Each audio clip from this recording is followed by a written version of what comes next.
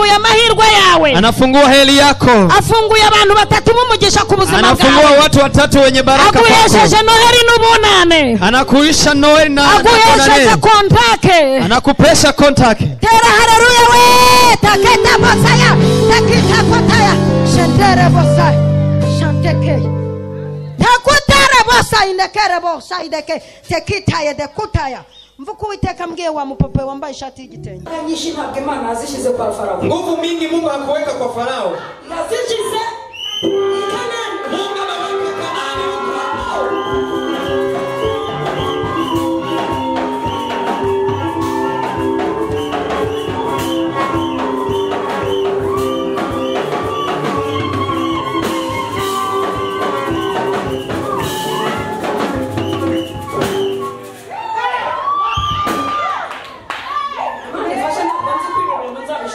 Mungu nisaidie, sijui kwamba nitaweza mambo haya. Wewe ulikuwa mfuye. Wewe unajiona unakufa.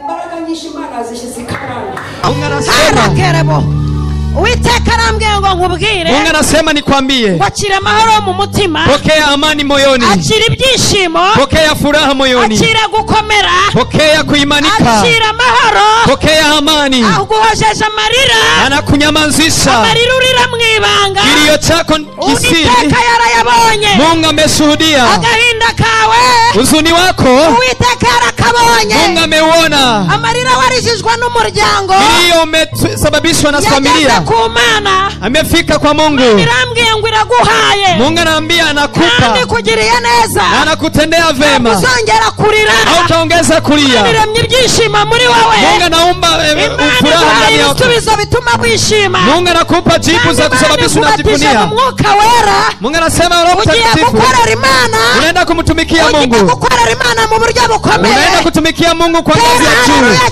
Sema haleluya. Kwatasherebo nesherebo saya reta kotaya rabosaya reta kitaya bosaya nekeye. Mama Uwiteka arambwiye ngo nkubwire, Mungu anasema nikwambie, akira gusaza neza, pokea kuzeheka vizuri, aguhaya amata yo muzabukuru, anakupatia maziwa ya uzima, aguhaya amata yo muzabukuru, anakupatia maziwa ya ndani ya miaka ya uzima. uri nyangamugayo mama, we ni mtu msafi, ukorera Imana utinya, ugira umutima wo gutanga, una roho ya kupana, ugira ubuntu, una neema, ariko ibyo utanga byaragushiranye, lakini mambo ya kupana imeisha. imihigo wahize, kuna vitu ambavyo umeahidi, abantu uzagirira neza. Ayumva mukomera Uwiteka Nyiringabo amashyi menshi cyane. Makofi hiyo bado sijasikia, pigieni Mungu makofi mingi. Kandi mukomera Imana amashyi menshi cyane. Ongeza pia umpigie makofi. Yaremye ijuru n'isi muyiha amashyi menshi cyane. Aliyeumba mbingu na nchi mpigieni makofi. Yadendeje inyanja muyiha amashyi menshi cyane. Aliyeweka bahari pigieni makofi. Ikirere muyiha amashyi menshi cyane. Aliyeweka wingu mpigieni makofi. Anayesema vinakubali mpigieni makofi. Anayeamuru vinasimama mpigieni makofi. Haleluya, haleluya. Murakoze cyane. Asanteni. Imana ibaha umugisha mwinshi. Mungu awabariki sana. Ndanezerewe cyane. Nafurahi sana kongera kugera hano, kuongeza kuwa mahali, kufika mahali hapa, kuva mu gihugu cy'u Rwanda kugera muri iki gihugu cyacu cyiza cy'u Burundi, kutoka katika nchi ya Rwanda hadi huku kwenye nchi nzuri ya Burundi. Nishimiye Imana ko yangejeje hano amahoro. Nashukuru Mungu kwa kunifikisha salama. Ndashimira cyane umubyeyi Bishop wongeye kumpamagara. Namshukuru muzazi Bishop ameongeza kuniita. Ndakunezerewe cyane. Ninakufurahia sana. Bishop uri mu mwuka w'Imana. Bishop anajaa roho wa Mungu. Muhanuzi kandi mukozi w'Imana. Nabii tena mtumishi wa Mungu. Ndagushimiye cyane kubwo kongera kumpa amahirwe yo guhagarara imbere y'iteraniro. Nakushukuru kwa kunipa heri ya kusimama mbele ya kanisa. Murakoze cyane. Asante sana.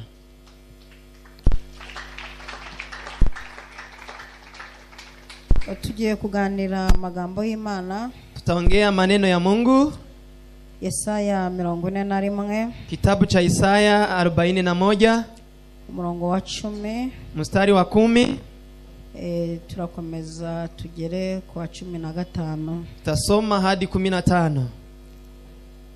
Haravuze ngo ntutinye kuko ndi kumwe nawe. kunasema usiogope kwa kuwa niko pamoja na wewe. Ntukihebe kuko ndi Imana yawe. Usikate tamaa kwa kuwa niko Mungu wako. Nzajya ngukomeza, nitakusimamisha, niko ko nzajya ngutabara, nitakusaidia, kandi nzajya nkuramiza ukuboko kw'iburyo, nitakushika na mkono wangu wa kuume, ariko gukiranuka kwanjye, na ndio usafi wangu. Dore abakurakariye bose bazakorwa n'isoni bamware, wanaokusilikia wote watafedheheka, abagutonganya bazahinduka ubusa, wanaokutatiza watakuwa bure, abakugisha impaka uzabashaka ubabure, wanaokushtaki utawakosa, kandi abakurwanya bazahinduka ubusa babe nk'ibitariho, na wanaokupiganisha watabadilika kuwa sufuri kama hawapo. Kuko jyewe Uwiteka Imana yawe nzagufata ukuboko kw'iburyo nkubwire ntiwitinya ndagutabaye. Maana mimi Mungu wako takushika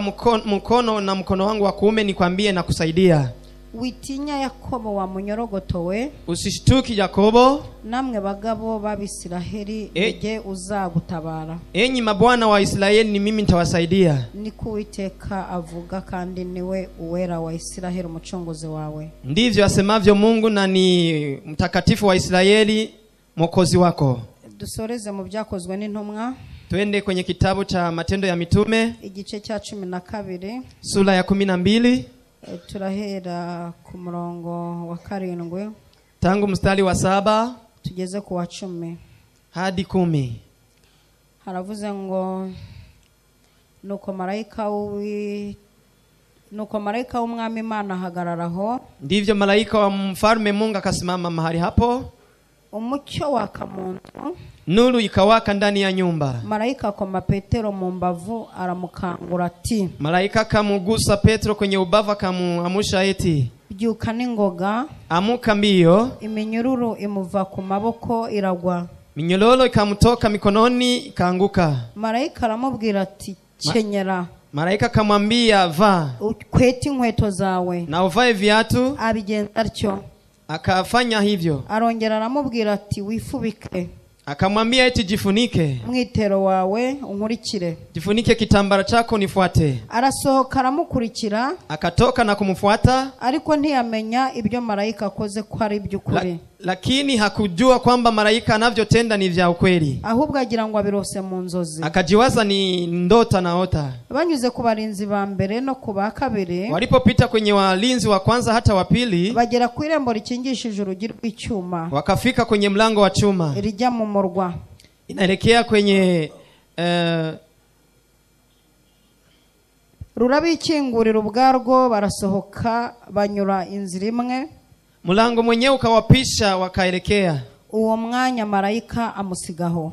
Muda huyo malaika kamuachilia. Petero agaruye umutima aribwira ati, Petro aliporudisha akili akasema hivi, noneho menye by'ukuri yuko umwami Imana yatumye malaika wayo. Kwa sasa natambua kwamba Mungu ametuma malaika wake mu maboko ya Herode, kwa kunitoa kwenye mikono kwa Herode, ikankiza iby'ubwoko bw'Abayuda bwategerezaga byose, na kuniponya yale wenye taifa la Wajuda walikuwa wanatayarisha yote. Imana ibahe umugisha. Tugiye kuganira mu magambo. Mungu awabariki. Tunaenda zungumza maneno hayo. Igiterane gifite intego nziza cyane ivuga ngo ntutinye. Mkutano wa nia nzuri nasema usiogope.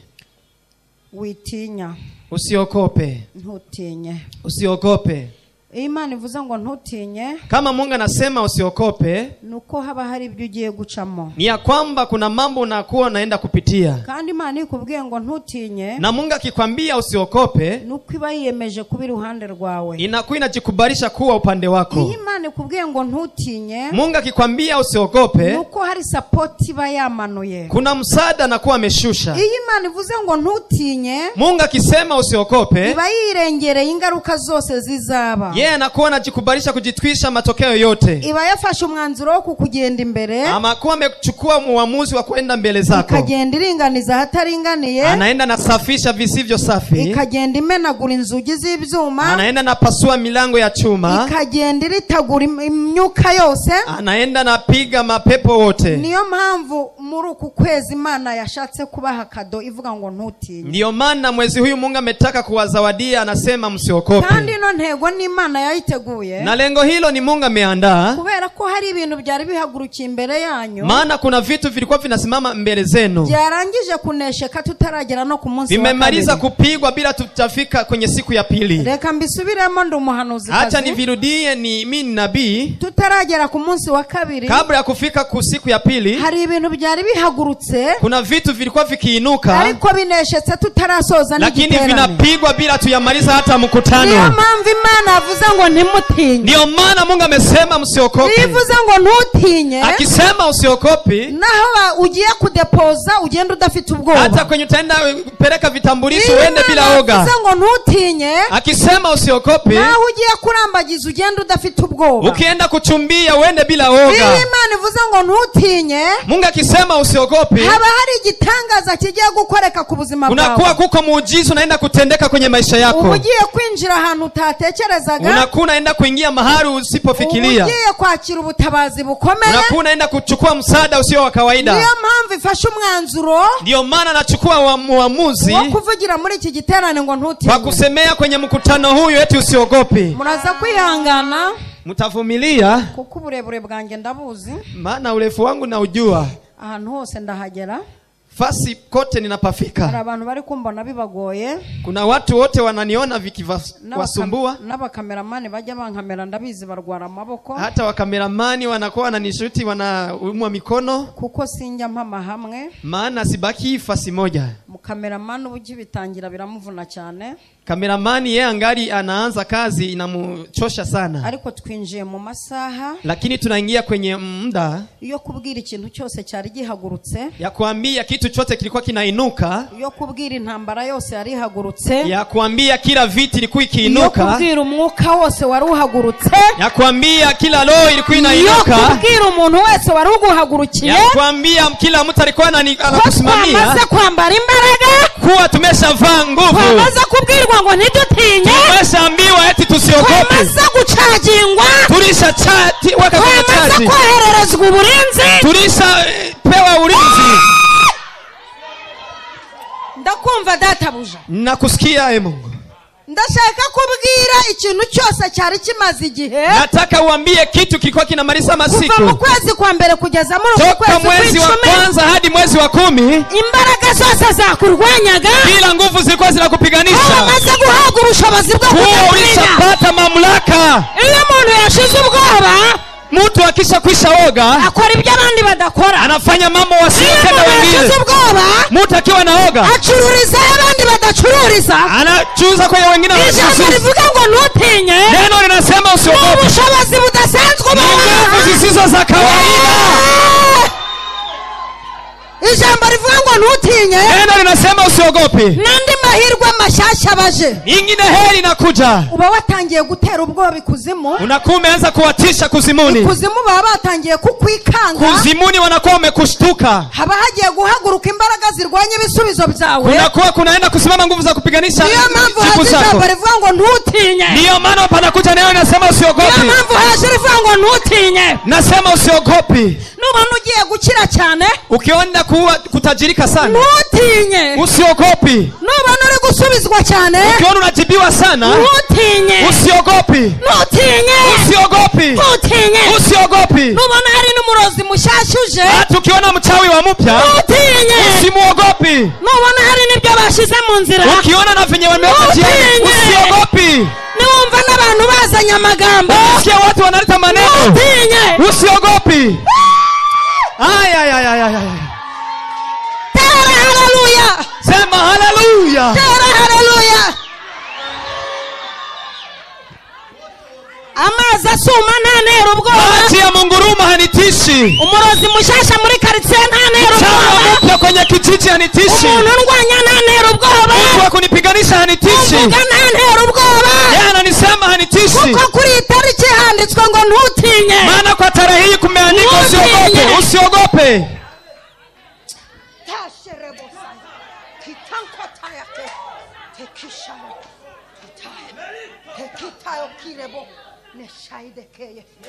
Ntimutinye, hagiye gukoreka ibintu mutigeze mubona. Usiogope, kunaenda tendeka mama musiyowahi Ntimutinye, kuona. mugiye kwakira ibyo mutigeze mwakira. Kunaenda kupokea musiyowahi Ntimutinye, kupokea. amaboko y'Uwiteka yamanutse. Usiogope,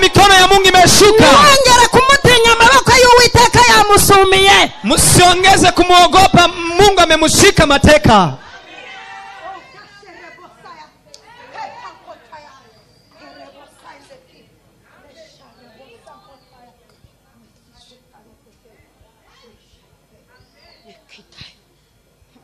Muhawe imbaraga zidasanzwe. Munapewa nguvu zisizo za kawaida.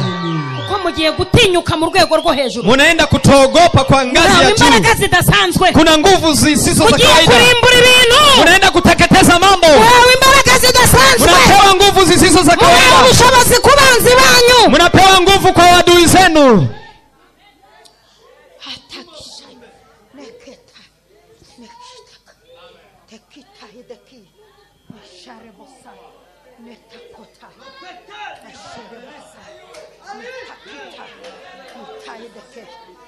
Tutinye. Usiogope. Ugiye kujya ureba umuroza hunge. Unakuwa angalia mchawi anakimbia. Ugiye kujya ureba intambara itinye. Unaenda kuangalia vita inakuogopa. Kuko winjiye mu mbaraga zidasanzwe. Maana umeingia kwenye nguvu zisizo za kawaida. Utakavuze ngo ntutinye. Mungu anasema usiogope.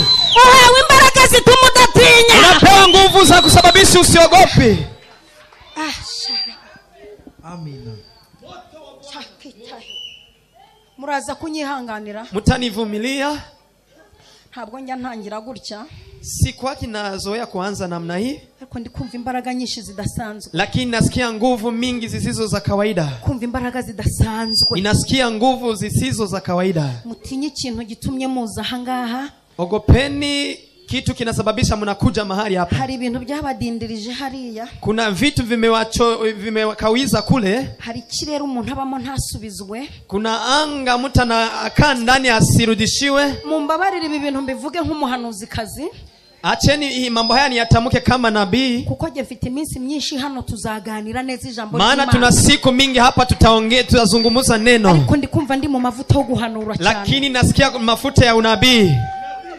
Hari kirere Uwiteka yabavanyemo. Kuna wingu Mungu amewaondoa.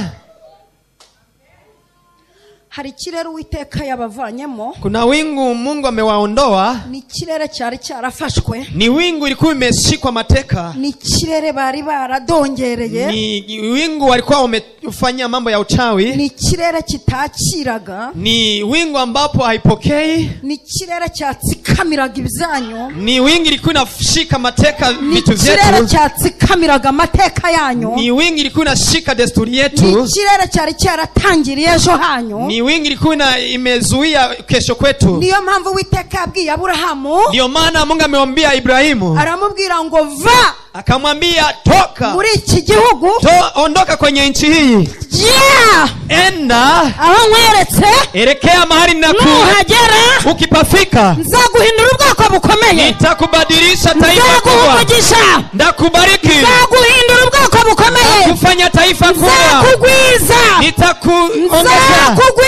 Nitakuongeza. Nzagukomeza. Nitakuimarisha. Nzaguha ubukire. Nitakutajirisha. Ndashaka gukora mu kiganza cy'umushumba. Nataka niguse kwenye mkono mu kiganza cy'umushumba. Iri ni yerekwa. Haya ni maono. Yerekwa ryo kwimurira ubwoko bw'Imana ha. Nagushimiye ko wumviye umwuka. Haya ni maono. Iki kirere mwajemo. Haya ni maono. Ni ikirere cyo kwakira.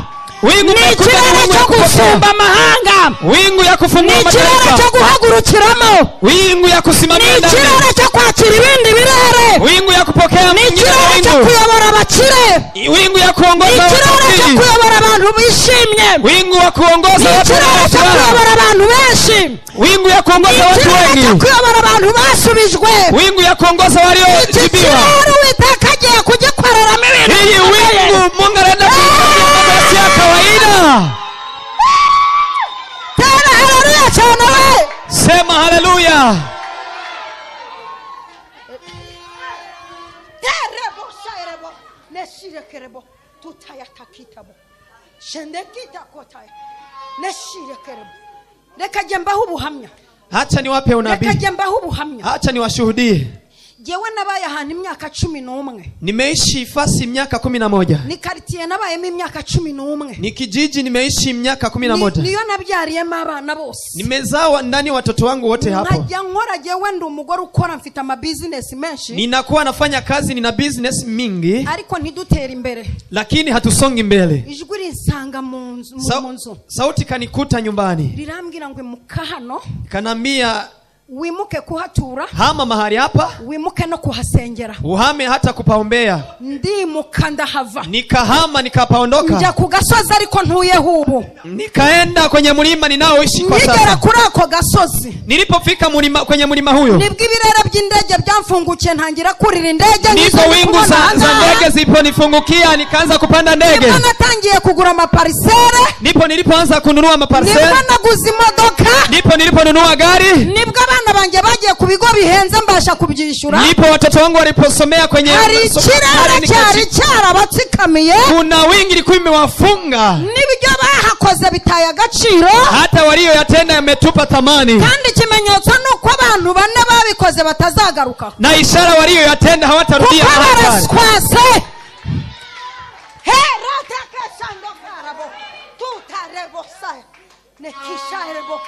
Neshaya muranyihanganira uyu munsi ndumva ndi mu mavuta ya utanivumilia, niko kwenye mafuta ya unabii. Sinzi impamvu uyu munsi ndi mu mavuta yo guhanura cyane, sijui ni kwa nini niko kwenye mafuta ya unabii. Ngende umwigisha nkaba n'umuvuga butumwa ubuhanuzi. Mimi ni mwalimu na mwinjilisti na ariko iki kirere, lakini wingu hii parking igiye kuba nto, parking inaenda kuwa kidogo, amamodoka agiye kuzana abantu, gari zinaenda, abantu bagiye kuzura hangaha, watu wanaenda kujaa mahali hapa. Aha hagiye kuba kwiriba, hapa kunaenda kuwa kwenye chembe, abantu bagiye kuvoma, watu wanaenda kuchota mahali hapa, ingumba zigiye kubyara, kasa zinaenda kujifungua, ibifama twibigiye kumva, vovi vinaenda sikia, abashomeri bagiye kubona kazi, washomeri wanaenda kupata kazi, abanyantege nke bagiye kugira imbaraga, wazaifu wanaenda kukomarishwa, abarota bagiye kongera barote, wakurota wanaenda kuona moto, abahanura bagiye kongera bahanure, wanabii wanaenda kuongeza kuwa abanyantege nke bagiye kuba abanyembaraga, waliozaifu wanaenda kuwa wenye nguvu, Uwiteka ashize igitinyira aha, na Mungu anaweka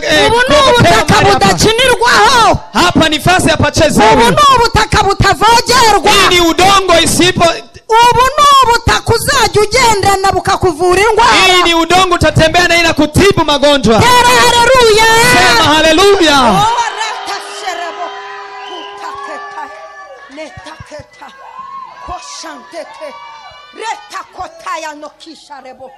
kandi abanyempano bagiye kongera buzura umwuka we, wenye vipaji wanaenda kujawa Roho Mtakatifu. muri iki giterane impano zasinziriye zigiye ndani ya mkutano huyu, vipaji vinaenda, karama zinaenda kwa muri iki giterane abantu bagiye kuzura imbaraga, watu wanaenda jawa nguvu za Mungu, muri iki giterane abantu bagiye kongera bagira ibyishimo, watu wa Mungu wanaenda kuwa na furaha tena, abantu bagiye kongera bafashwe, watu wanaenda saidiwa mara tena, abantu bagiye kongera batabarwe, watu wanaenda saidiwa mara tena. byo n'Uwiteka kubivugiye ahanga, ni Mungu asemayo. ndabona indwara ziri gukira mu nda z'abantu, naona magonjwa yanapona kwenye matumbo za watu, ndabona guhambuka gukomeye, naona kufunguka kusio kawaida, ndabona kubohoka kw'abantu, naona kufunguliwa kwa watu, ndabona gutinyuka, naona watu ambapo hawana uoga mara tena. ikirere cyanyu cyari gitwikiriye, maana wingu wenu ilikuwa imefunga, mu rwego utekereza gusaba ahantu akazi ukavuga ngo nzaba njyayo, nifasi ulikuwa ukifikiria tu unasema nitaenda tu, mu rwego watekerezaga gusaba service ahantu ukavuga ngo nzajyayo mu kwezi gutaha, kwa kiasi ulikuwa unajiwaza kuomba service fasi unasema nitaenda kwenye mwezi ujao. mwari mumeze nk'abahuritse, mulikuwa ni watu wamefunikwa, ariko Uwiteka arabatwikuruye, lakini Mungu anawafunua, Uwiteka arabatwikuruye, Mungu anawafunua, Uwiteka arabatwikuruye, Mungu anawafunua. kandi iki cyumweru ni cyumweru, na wiki hii ni wiki, ni wiki ya kupokea, cyo kwakira ubutabazi bushya, wiki ya kupokea usada, imbaraga nshya, ya kujawa nguvu mpya, kurota mu buryo budasanzwe, kwa kurota kwa siku.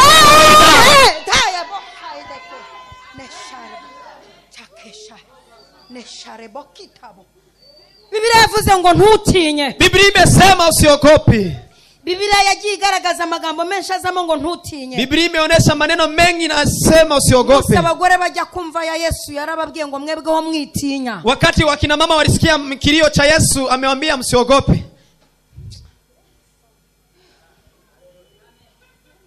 muri iri teraniro hari umuntu uri kubohoka. Ndani ya ibada hii kuna mtu ambaye kanafunguka. Hari n'abantu batinyaga kuzura umwuka wera. Na watu walikuwa wanaogopa kujawa Roho Mtakatifu. Kubera ikirere barimo.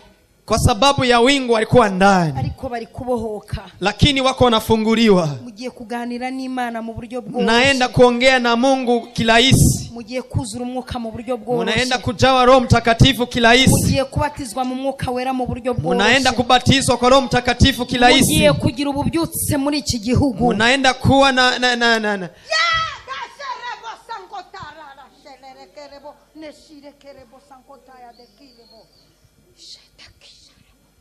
Katuganira amagambo y'Imana. Acha tuzungumuze maneno ya Mungu. Asomya amagambo menshi. Tumesoma maneno mingi. Ariko turi mu cyerekezo kivuga ngo ntutinye. Lakini tuko kwenye lengo linasema usiogope. Ntutinye. Usiogope. Nushaka ubana n'umurozi mu nzu. Hata kama unaishi pamoja na mchawi nyumbani mwenu. Nushaka ube wanaburiye. Ukitaka uwe umekula uchawi. Ntutinye ntabwo uzapfa. Usiogope hautakufa. Ntutinye.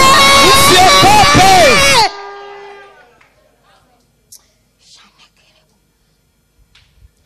Nashaka nyogosenge aba yarakuvuminye ngo uzapfura imbwa. Akiwa shangazi yako amekurani utakufa uko mbwa. Nimba ufite n'imivumo. Hata umeraniwa. Ntutinye. Usiogope. Nimbi wanyu batajya bakora mariage. Kama kwenu hawafanyi harusi. Ntutinye. Wewe usiogope. Nushaka uvuka mu muryango udakize. Ukitaka uwe umezalikia kwenye familia ya umaskini. Ntutinye. Usiogope. Petero yarafungiwe muri gereza. Petro alikuwa akifungwa gerezani. Yarafunzwe n'umugabo w'umupagani witwa Herode. Alikuwa amefungwa na bwana mpagana anaitwa Herode. Herode yari umusitari mu bugome. Herodi alikuwa ni stari ndani ya unafiki. Yishe intumwa. Amewaua mitume. Abika Petero aravuga ngo azamwica weekend irangiye anezeza abayuda. Akamuweka Petro gerezani akasema tamuua weekend kiisha. Amutegurira urupfu rwo kumwica ngo yakoresheje igitaramo. Akamwandalia kifo cha kumuua akifanya mkutano mkubwa. Ariko mvira ijambo we. Lakini sikia neno hili. Ngo kugira ngo anezeza abayuda. Alifanya hivyo ili awafurahishe Wayahudi. Mu buzima urupfu ntabwo runezeza. Kwa maishani kifo hakifurahishi. Ariko tekereza ngo nzamwica kugira ngo nezeza abayuda.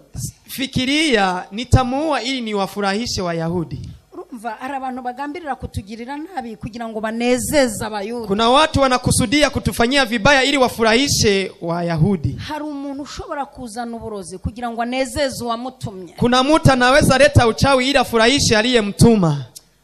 Ngo arangije aramufunga. Alipomaliza akamuweka gerezani. Amufungira muri gereza. Akamuweka gerezani. Ifungishije inzugi zikaza. Gereza linafungwa na milango mikali. Ifite abarinzi bacunga gereza. Gereza inayo walinzi wa kuilinda. Bane kuri buri gikuta. Kila ukuta kulikuwa 4. Ubwo n'abarinzi 16. Walikuwa walinzi wa 16. Bamugose. Walimuzingatia. Ubwabye inzugi zari zihagije kwa dasohoka. Milango yo peke ilikuwa inatosha asitoki. Ariko bashiraho abacunga gereza. Lakini wakati hata walinzi wa zaidi. Babashira mu mpande enye z'ahantu afungiye. Wakaweka upande 4 za ukuta. Ndashaka kukubwira uburyo wari ufungiye ahantu mu mpande enye z'ibikugose. Nataka nikwambie namna ulivyokuwa unafungiwa mahali kwenye ukuta 4. Ndi mu mavuta yo guhanura. Nimewaambia niko kwenye mafuta ya unabii. Yarafungiye mu mpande z'ibimugose. Alikuwa anafungiwa kwenye ukuta ambapo zinamzunguka. Hari umwanditsi muri Zaburi wavuze ngo, kuna mwandishi wa Zaburi amesema, undinda abantu banyica bangose. Unilinde maadui wanataka kuniua wakinizingatia. Mu buzima warwana n'intambara ya hariya.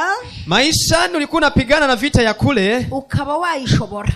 Na unaweza kuiweza. Ariko kurwana n'intambara enye zikugose. Lakini kupigana na ukuta 4 ambapo zinakuzunguka. Nta cyizere cyuko wabirokoka. Hakuna kitumaini cha kwamba utapona. Hanyuma Kisha Petro ngo arasinzira. Akasinzia. kubera ko yari mu ijambo rivuga ngo ntutinye. Maana alikuwa ndani ya neno linasema usiogope. Impamvu dusinzira mu kigeragezo nuko dufite ubuhanuzi buvuga ngo ntutinye. Maana tunasinzia kwenye jaribu ni ya kuwa tuna neno linasema tusiogope. Impamvu dusinzira itariki yo kwishyura inzu yageze. Dusinzirira muri ntutinye. Sababu tunasinzia tarehe ya kulipa kodi imefika ni ya kwamba tunasinziria kwenye neno usiogope. Impamvu dusinzira cyamunara bayimanitse nuko tuba dufite rivuga ngo ntutinye. Sababu tunasinzia vitu vyetu wameenda kuvitia kwenye cyamunara ni kwa maana tuna neno tusiogope. Impamvu dusinzira tubenze nuko dusinziranye ntutinye. Ya kwamba tunasinzia na wametusaliti tuna neno ambalo usiogope. Jewe narakowe ntegereza umugabo imyaka 11 yarankoye. Mimi nimeolewa nikasubiri mume miaka 11 alishanioa. Aja mu bihugu byo hanze ndamutegereza. Akaelekea kwenye mataifa ya nje nikamsubiri. Bashiramo muziki muri korali nkaurya. Wakitia muziki kwenye kwaya ninaucheza. Bashiramo indi njyana nayo nkayikata. Wakitia na nyingine nyimbo naicheza. Kuko nari mu ijambo rivuga ngo ntutinye. Maana nilikuwa ndani ya neno linasema usiogope. Iyo wibitsa wirivuga ngo ntutinye. Ukienda na neno linasema usiogope. Niyo mpamvu murimbye avuga ngo no mu byago nzaririmba ndamahoro. Muimbaji anasema hata kwenye shida nitaimba na amani. Iyo wibitsa kama unasema usiogope.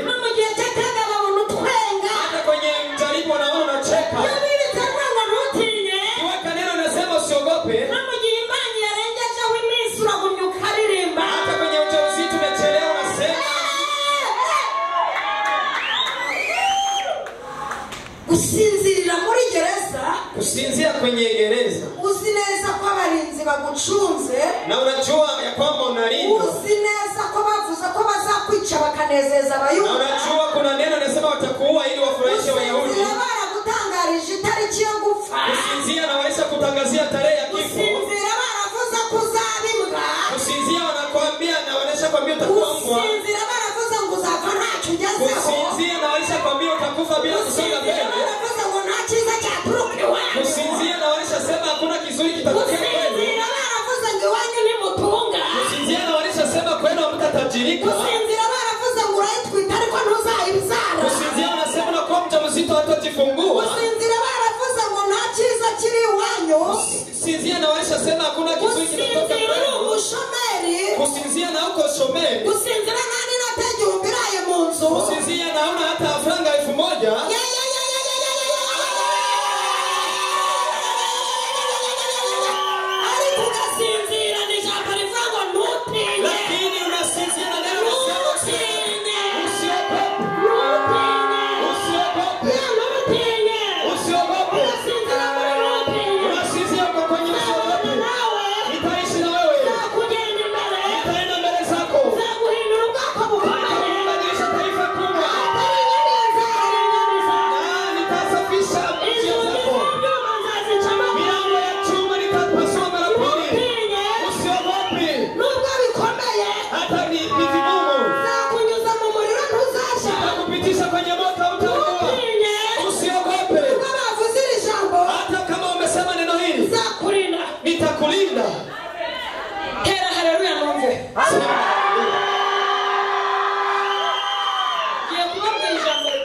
Naenda kuambia neno lisilo la kawaida. Imani kurindiye mu kigeragezo. Mungu akikulindia kwenye jaribu. Ijana kurindira ibisubizo byawe mu kigeragezo. Na anakulindia hata jibu zako. Haleluya. Imani kurindiye mu kigeragezo. Mungu akikulindia kwenye jaribu. Ijana kurinda ibisubizo byawe aho atarinda hata jibu zako. Imani iri kurinda. Mungu akikulinda. Yagenda kurindira n'ibzawe. Mungu analinda hata yaliyo yako. Uburyo bitavogerwa. Kwa namna visivyo ingiliwa.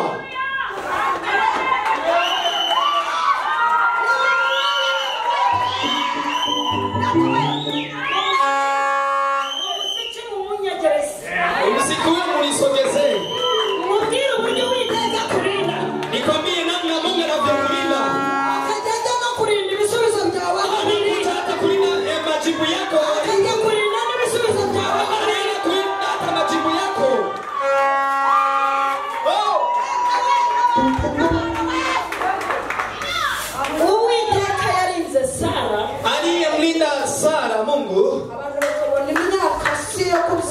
watu wanaona miaka yake haiko ya kujifungua. Hata kwenye kitambulisho chake wanaona miaka ishapita. Mungu anaenda kwenye tumbo kulinda.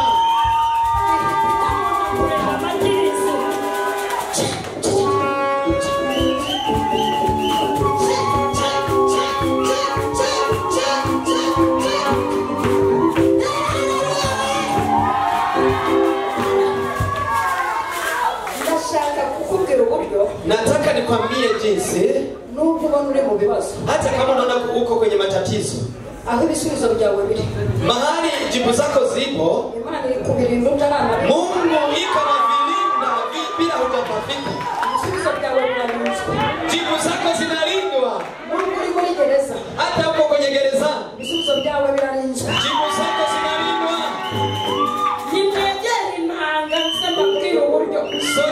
Sogea nanga nikwambie.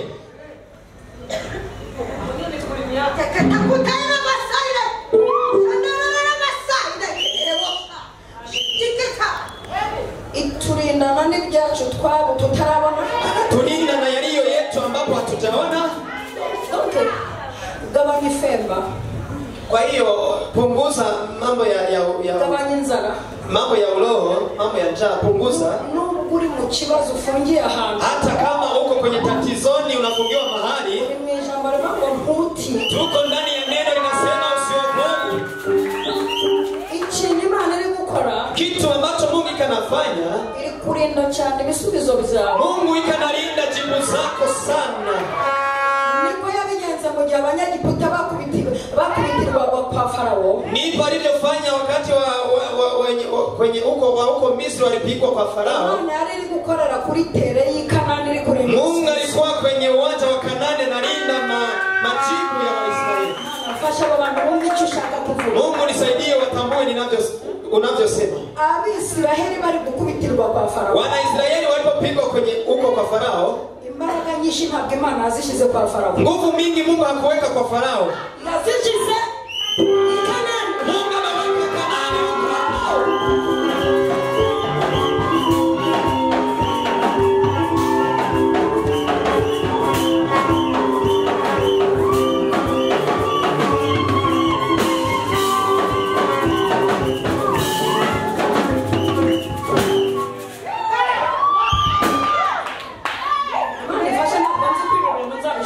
Mungu nisaidie, sijui kwamba nitaweza mambo haya.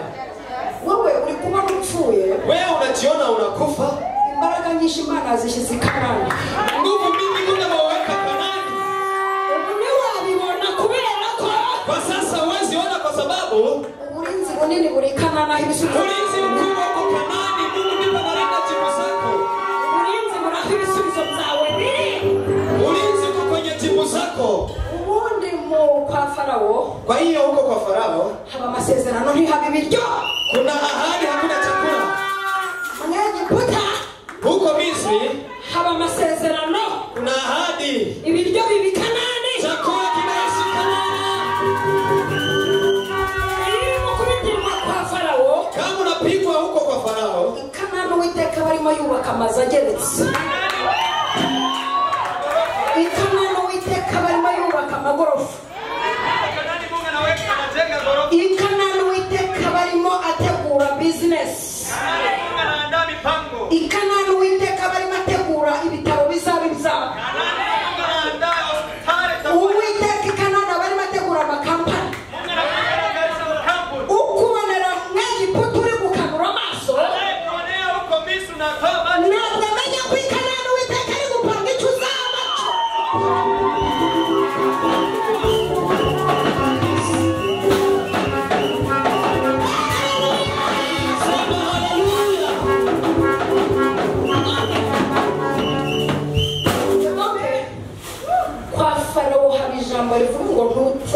Huko kwa Farao kuna neno linasema usiogope. Mukigeragezo nta muceri uhaba haba ntutinye. Ndani ya jaribu hakuna mchele, kuna neno linasema usiogope. Mukigeragezo nta style zihaba haba ntutinye. Ndani ya jaribu hakuna kufanya style, kuna kuwa usiogope. Imbaraga nyinshi ziba ziri gukora icyo uzaba ejo. Maana nguvu mingi zinatengeneza kile utakuwa kesho. Ejo bakwitege.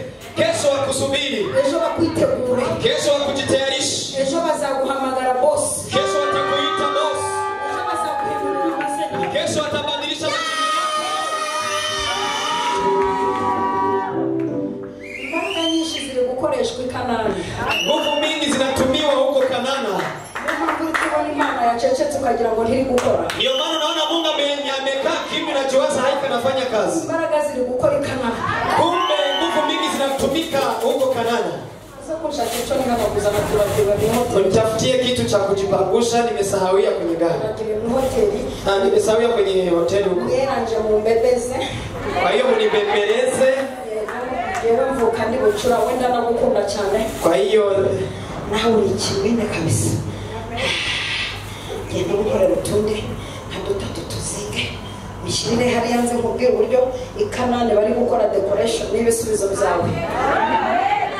Naho abaswa bakurebera mwegiputa bakagira ngo uri imbwa kandi barangije kuba umugabo. Kanani bari gupanga. Ijambo riraremereye yewe iri jambo ndumva riremereye. Neno hili liko uzito. Undi hari amagambo biba bisaba ko nyabwiriza nambaye nk'ipantaro kugira ngo nterekere. Kuna maneno ningeweza kusema nikivaa pantalo ili nitamke vizuri. Kanani bari gutegura ibintu bikomeye. Maana ya kusema ya kwamba Kanana wanaandaa mambo makubwa.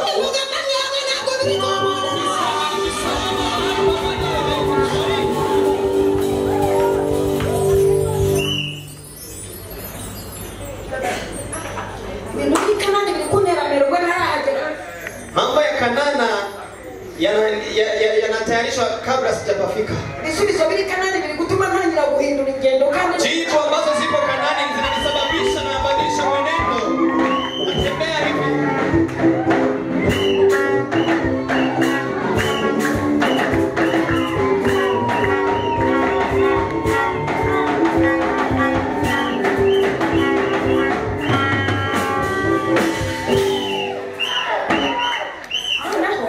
Kwa hiyo jicho za Kanani zinanifanya niwe na Ibisubizo biri gutegurirwa Kanani. Jicho zinaandaliwa huko Kanana. Byatumye umujya avuga zinasababisha bibi harusi anasema yenge bakobwa b'i Yerusalemu. Enyi wanawake wa huko Yerusalemu. Nimutangazwa nuko nirabura. Msishangazwe na kwa kuwa niko mweusi. Nubwo nirabura ni mwiza. Hata kama ni mweusi mimi ni mwema. Nabitewe n'izuba ryambabuye. Nimesababishwa na jua imenifikia.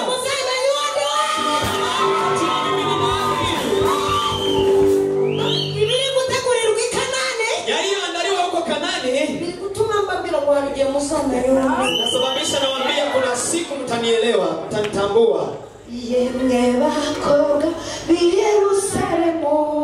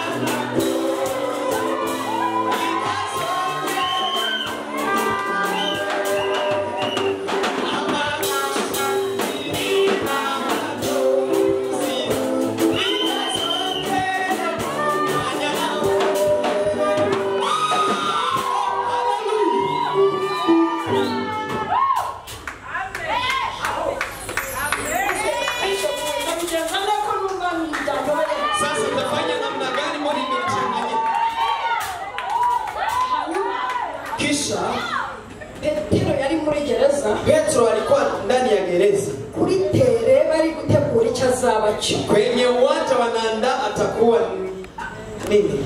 Abacunga gereza, walinzi wa gereza bamubonaga nk'uri bugwe mu maboko yabo. Walikuwa wanamuona atakufia kwenye mikononi mwao. Ariko batazi ko kuri tere biri gutegurwa.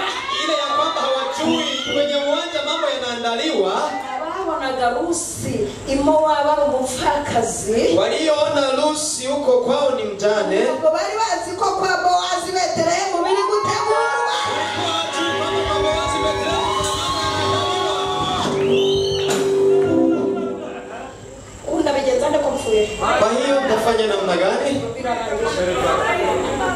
reka nze mbaha amakuru. Acha niwape habari. Utangira ugende nk'ufite kontact mu ntoki. Utangira ugende nk'ufite shere. Uanze wewe utembee kama una funguo ya gari ama utembee kama yule ana mpenzi. Ugende nk'utwite. Uanze kutembea kama aliyekuwa mjamzito. Ugende n'ibisubizo byawe. Uanze kutembelea kwenye majibu yako. Igihe mu myaka 25 nambaraga inkweto natiye. Ndani ya miaka 25 nilikuwa nikivaa viatu ambavyo ni vimeazima. Na wari uzi ko muri 2023 nizakubitamo stress nshaka. Hakuna mwenye mkono chongo kama vaso presi kwenye mkono 20 nikiwa mzee. Ziranja muri no misi ngumitamo na chongo narayize. Tujyanje hata niyo chongo nivae. Tureba nkaho turi ingaruzwa mu heto zabo. Maana huko Misri wanatuona kama watu ambao tumeshikwa mateka. Abacunga gereza batureba nkaho batugizeho ububasha. Walinzi wa gereza wanaona kwamba umekuwa na uwezo kwetu. Ariko ntibamenye ko kuri tera ariko Imana yashize imbaraga. Bila kujua kwamba kwenye uwanja kuna nguvu Mungu ameweka mingi. Ijambo ndaligeraho mumagiye gusara. Neno hili nikilifikia ninaenda kwa uburyo imbaraga nyinshi ziri gukorera kuri tera. Kwa jinsi nguvu mingi zinatumikia huko kwenye uwanja. Nipo Mungu anasema. Ntabwo yitaye ku bugambo bari kukuvuga. Mungu hatari kwa ntabwo bari kuvuga. Hatarishi vitu anasema. Yitaye ku tuzabacho. Yitaye kuri ejo hawe. Angalia vitu utakuwa kesho yako. Yitaye ku muteko bari kuvugira muri Mungu. Angalia hivi mambo anasema kuri ejo hawe. Mungu anaangalia kesho yako.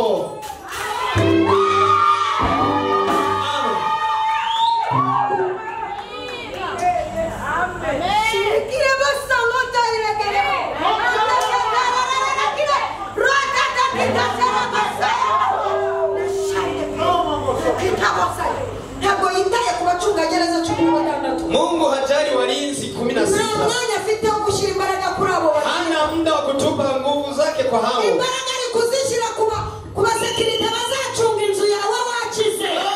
anazielekeza kwa wale walinzi wa nyumba yako ukipona. Walinzi watalinda nyumba yako. Ndani ya mazoezi ya kiutakuwa.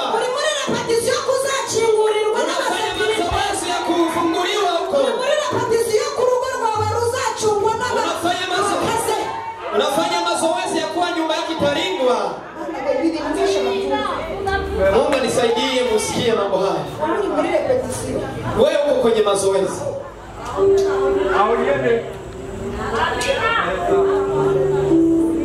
Igihe bamvugaga ko ntazashaka umugabo ankoye agiye, wakati walivyonisema kwamba sitaolewa na mume aliponioa anaondoka, burya bugambo bwose bavugaga, yale maneno yote wametamka, narimo ibuvunjamo ko nzagera mu rwego mvugwa n'itangazamakuru. Mungu alikuwa anayabadilisha ya kuwa nitafikia kwenye ngazi ya kusema kwenye vyombo vya habari. Ibihugu byose ndimo kamera ziba zinyirukaho. Kila nchi ninapoelekea kamera zinanifuata.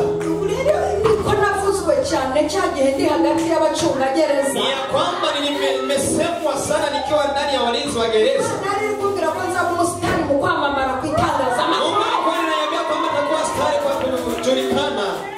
Iki kigerageza urimo, hiyo jaribu ulio ndani, icyo kiri kugaragaza ko ejo uzaba ukomeye. Ndiyo inasababisha kesho utakuwa mtu asiye wa kawaida.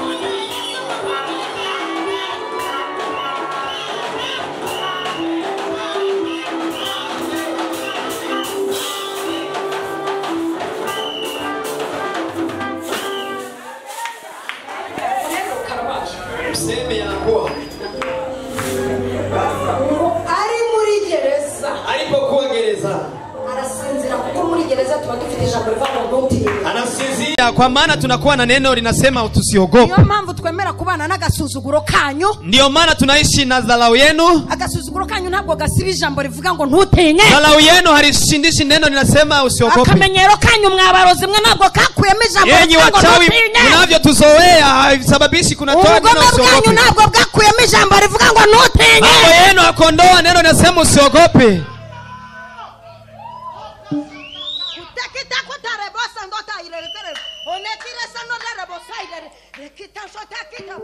Tutinya nimba utari kubyara uyu mwaka umwaka utahuza. Usiogope hata kama hujazaa, mwaka ujao utazaa. Maze ngo abitorero. Kwa hiyo wenye kanisa bajya mu nzu y'Imana, wakaelekea kwenye nyumba ya Mungu, barifungirana, wakajifungania, baravuga bati wa mana we, wakasema Mungu, Garafurere Petero arafunzwe, mkubwa wetu Petro iko gerezani. President bavuze ko bazamwica kugira ngo banezeze abayuda. Wanasema kwamba watamuua ili wafurahishe Wayahudi. Twebwe ijambo rituzanye, sisi neno linatuleta nirivuga ngo mana, linasema Mungu, huyu mpagani agiye kugira izina riruti ryawe, anaenda kuwa na jina zaidi ya jina lako. Huyu mpagani agiye kwandikwa Petero asibangane ku ikarita, anaenda kuandikwa Petro avutwe. Ari umuntu wakoreye Imana, na ni mtu amemtumikia Mungu. Ari n'utarayikoreye, hata kama hakumtumikia, ninde ugiye kumenyekana? Nani anaenda julikana?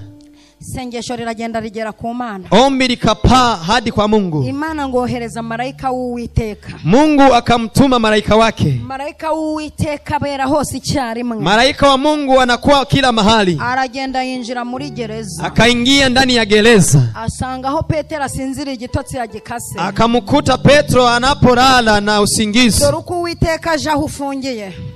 Mungu anakuja mahali unapofungiwa. Dore uko Uwiteka ageze ahantu bagusuzuguriye. Mungu anafika mahali umedhalauliwa. Dore uko Uwiteka ageze aho bakwamburiye ijambo. Angalia namna Mungu anafika mahali umeimwa neno. Dore uko Uwiteka ageze mu nda yawe. Angalia namna Mungu anavyofika kwenye tumbo lako. Dore uko Uwiteka ageze mu mubiri wawe. Angalia namna Mungu anavyofika kwenye mwili wako. Wageze aho Petero asinziriye. Alipofika mahali Petro alivyolala, kwa mu mbavu, akamwamusha ubavuni, aramubwira ngo zuka, akamwambia amuka, kenyera, va kwete inkweto, va viatu, twende. Ngo bageze ku miryango ya gereza, walipofika kwenye mlango wa gereza, wihita ikinguka badakozaho, milango ikafunguka bila kuigusa. Ngo imaze gukinguka, ilipofunguka, abacunga gereza aho bari, walinzi wa gereza, ngo bari basinziriye, walikuwa wakilala usingizi, igitotsi bagikase, wamesinzia zaidi. Nguko ko Uwiteka agiye kubigenza. Angalia namna Mungu anaenda kuvifanya. Agiye gufata abantu bari bagucunza basinzirize, anaenda kuchukua walinzi wako wasinzirishe. Ntabwo ashobora kugutabara bakanuye, hata kusaidia wakiwa macho. Agutabaye bakanuye bakongera bakagusubizamo. Akikusaidia wako macho wanaanza kukurudisha. Ataanza wasinzirishe. Asinzirize abarozi, asinzirishe wachawi, asinzirize abakugendaho, asinzirishe wanaokuangalia, asinzirize abanzi bawe, asinzirishe maadui zako, asinzirize ibitega, asinzirishe uchawi, asinzirize amahembe, asinzirishe uchawi, mambo ya uchawi, asinzirize abakonikoni, asinzirishe waganga wa kienyeji. Haleluya, hagurutse piga haleluya ukisimama. Oh, haleluya, haleluya. Ntabwo nakwemerera Uwiteka ko ntabara bakanuye. Sitamkubalia Mungu anisaidie wakiwa macho. Sindibwemere kutabarwa bakanuye. Sitakubali usaidiwe wakiwa basinziriye. Wao wasinzie. Numara kugira nk'ama etaje 5 bakanguke. Wasinzie ukijenga gorofa 5 waamke. Wasinziriye. Wasinzie. Numara kuzunguruka isi, ukitembea ulimwengu, babone gukanguka, waone kuamuka. Kuko uzabugeza urenze uruhombero. Maana utakuwa umefika kwenye ngazi ambapo hautapata kukosa. Uzabugeza urenze uruhombero. Utakuwa umekuwa mtu asiye wa kawaida. Asinzira bakanguka, abana bawe bamaze kubyara abuzukuru n'abuzukuruza. Waamuke na watoto wako waisha wazao wajukuu na wajukuza. Uzabugeza urenze uruhombero. Utakuwa nafasi ambapo usipowezewa. Basinzire bazakanguke, mariage yawe yararangiye. Wasinzie waamuke, harusi yako imesha. Uzabugeza batongera kuyica. waamuke bila hawana nguvu za kuisimamisha. turabasinziriza mu izina. Tunawasinzirisha katika jina.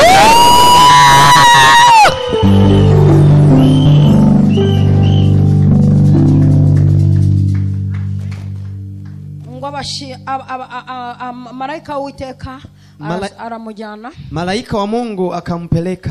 Petero agenda agira ngo ari kurota mu nzozi. Petro akaenda akijiwaza iko naona ndoto. Yakwicebuka agasanga si inzozi. Akanaangalia naona sio ndoto. Uwiteka nakuremera igisubizo bagira ngo uri kurota. Mungu akikumbia jibu utakuwa kama uko kwenye ndoto. Muri iki giterano Uwiteka naguha igisubizo bagira ngo uri kurota mu nzozi. Ndani ya huyu mkutano Mungu akupe jibu ujiwaze kwamba uko ndani ya ndoto. Ngo arangije amushyira bitorero. Akimaliza akampelekea watu wa kanisa. Barangije batangira guhimbaza Imana. Walipomaliza wakaanza kumshukuru Mungu. Bati Imana uri Imana. Wakasema Mungu wewe ni Mungu. Mumvugire ngo Imana. Eti sema nisemee kwa ni Mungu. Mumvugire ngo Imana. Mumvugire ngo Imana. Mumvugire ngo Imana. Mumvugire ngo Imana. Imana isumba byose. Mumvugire ngo Imana. Imana. Imana. Imana. Imana. Mumvugire ngo Imana. Mumvugire ngo Imana. Imana. Mumvugire ngo Imana. Imana. Mumvugire ngo Imana. Imana. Mumvugire ngo Imana. Imana isumba byose. Imana ivura bwaki. Imana. Imana ikora mariage. Imana. Imana itanga amafaranga. Imana. Mumvugire ngo Imana. Imana. Mumvugire ngo Imana. Imana.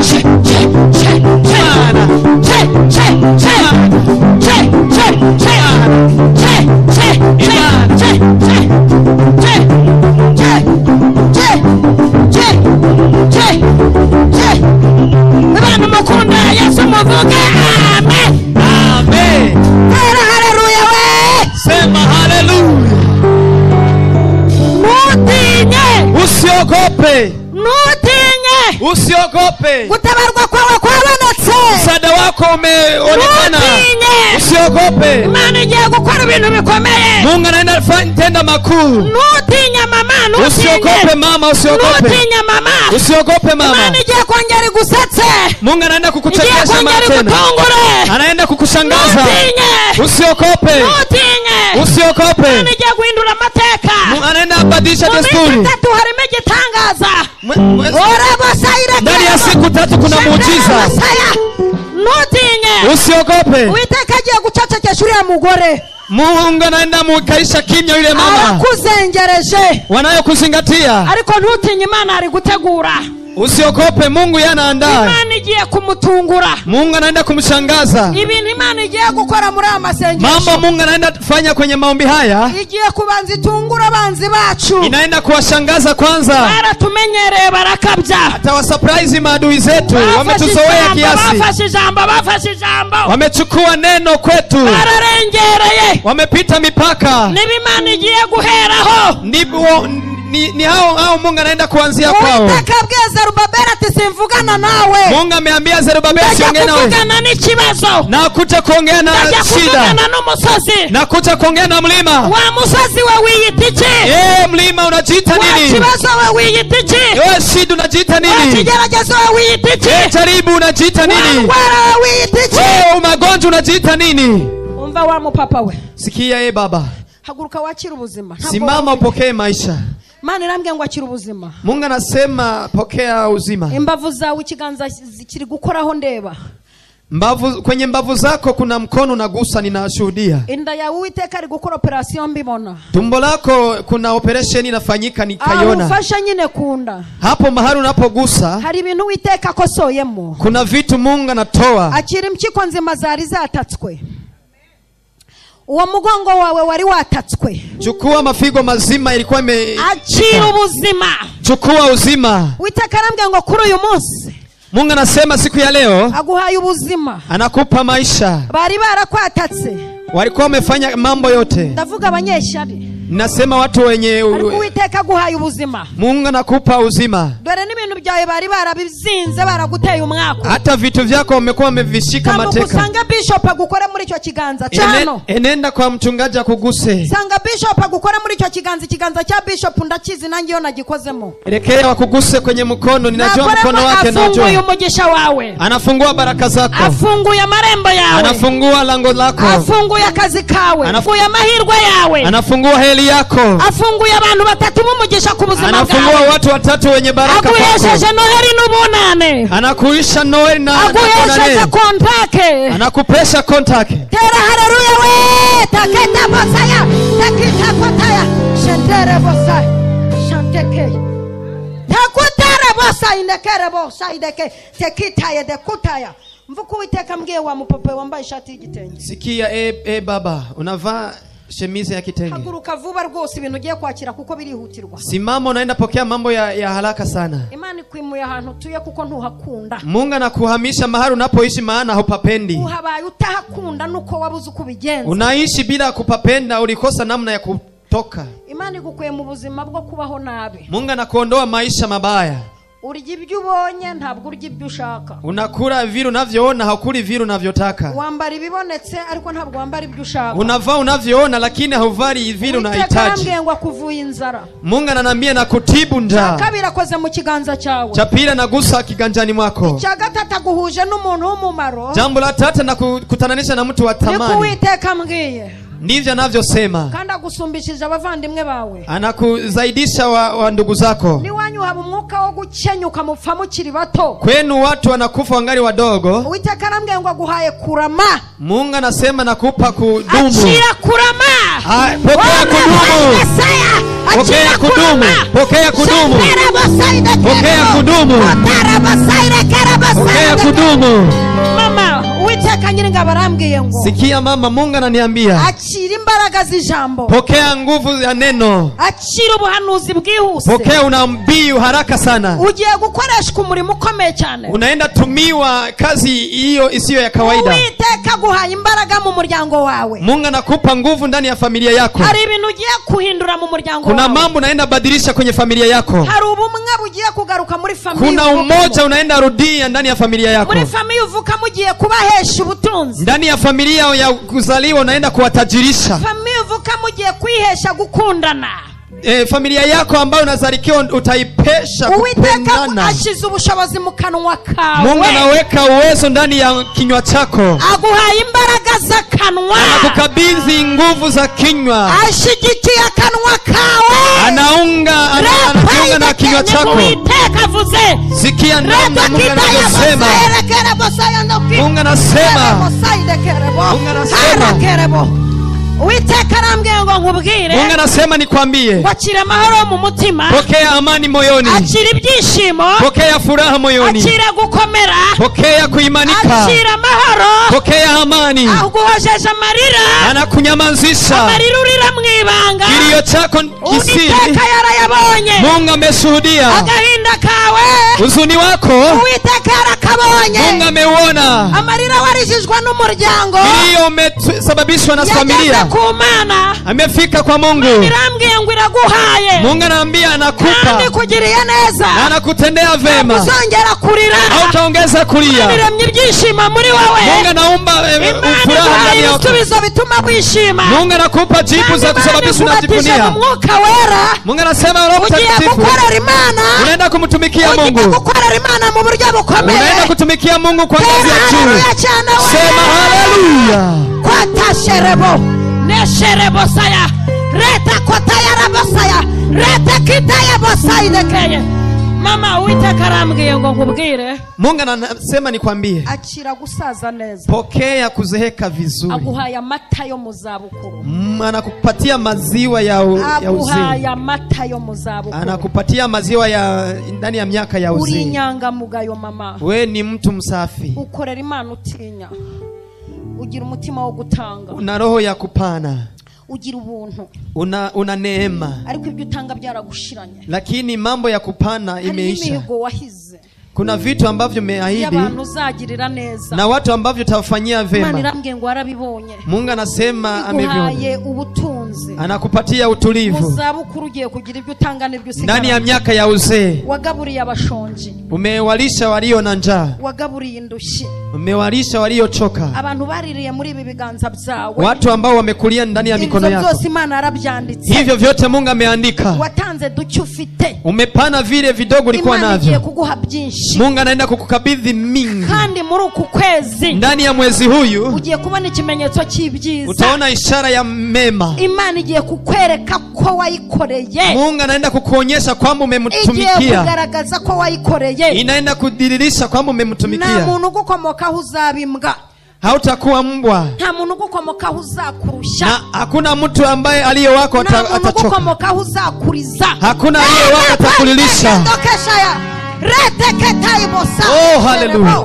tekiye bosaya Uwiteka arambwiye ngo acire imbaraga Mungu ananiambia pokea nguvu, kuko watinze mu nzu yayo maana umekawia ndani ya nyumba ya Mungu, nayo igiye kugutindaho na yeye anaenda kawia na wewe. Imana watinze imbere Mungu umekawia mbele yake, nayo ije kugutindaho na yeye anakuja kukawia kwako. uyikorera n'imbaraga zawe zose Unamtumikia na nguvu zako zote, kuri utaha nyuma y'abandi vile unaenda nyuma ya wengine, ukahagera kare unafika mapema. ibi byakoze ku mutima w'Imana Hivyo vimegusa moyo wa Mungu. ugiye gutabarirwa mu nzu y'Imana Mungu anaenda kujionyesha kwamba ni ugiye Mungu. gutabarirwa mu nzu y'Imana ugiye gutabarirwa mu nzu Unaenda y'Imana saidiwa ndani ya nyumba ya Mungu. akira abaterankunga babiri Chukua msaada mbili.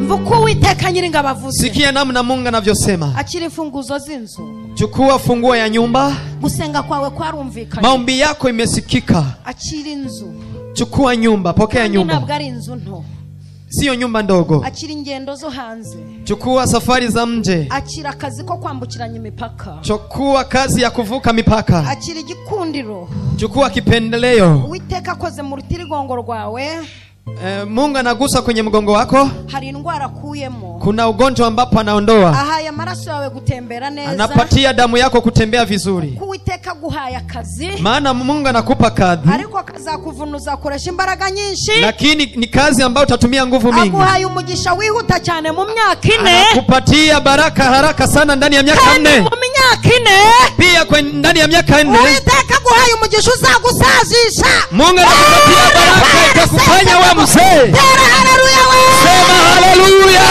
Tera haleluya we Sema haleluya. Ntutinye Usiogope. tugiye kwakira bishop Tunaenda kumpokea bishop. mavuta ye ndayemera Mafuta yake na yatii. amagambo yose Uwiteka avugiye muri iri teraniro Maneno yote Mungu anatamkia ndani ya uwanja huu. bishop agiye kuduhesha umugisha Bishop anaenda kutupesha baraka ya kufika ndani. ndabizi akanwa k'Uwiteka gahaye ubushobozi Ninajua mdomo wa Mungu ameupa bwo kuvuga uwezo ibintu bikaba ya kusema maneno yanakuwa. ndakwinginze Ninakusii bishop wanjye ndakwinginze bishop wangu, ninakusii. ntacyo narenzaho amavuta yawe ndayemera Sipitishi, sina la ziada.